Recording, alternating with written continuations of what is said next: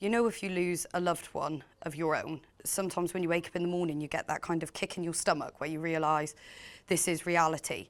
And even though I didn't know them personally or well, I was waking up with that feeling. It was like I was mourning somebody I knew, but I guess really we were mourning as a whole in Plymouth.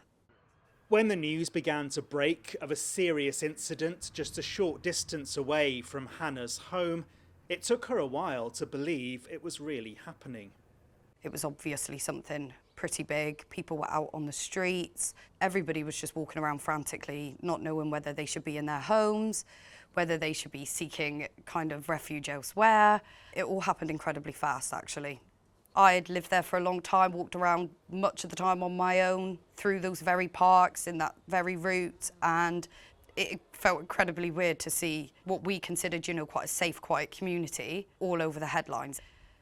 Tomorrow, the city will mark 1 year since the tragedy, paying tribute to those who were killed and injured.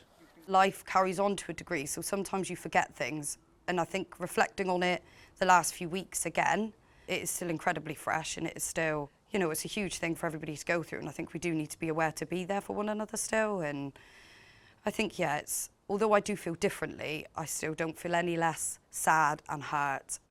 And even though it was a kind of one-off incident, do you remember feeling scared and feeling like, oh, I'm not sure I want to walk around those streets at the moment? I still do now, if I'm honest, and only a few nights ago, I was on the phone to a friend and they heard a loud bang. And in that very moment, they did panic and they were worried, and they said, oh, I know it's probably nothing. So I think it has stuck with people in many different ways. I think it will take a long time to move past some of these fears that people have, and I think it really did shake that foundation that Plymouth has. The Independent Office for Police Conduct is investigating whether officers or staff should face disciplinary action over their interaction with the gunman in the year leading up to the incident. The watchdog will release its report after the inquests, which are due to take place in January next year.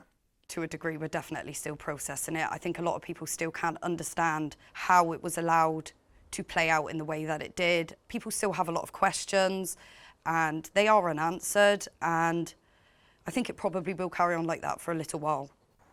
Those difficult questions will all be asked over the coming months. For now, tomorrow's anniversary is another opportunity to remember those 5 people who will never get the chance to hear the answers. Sam Blackledge, ITV News, Plymouth.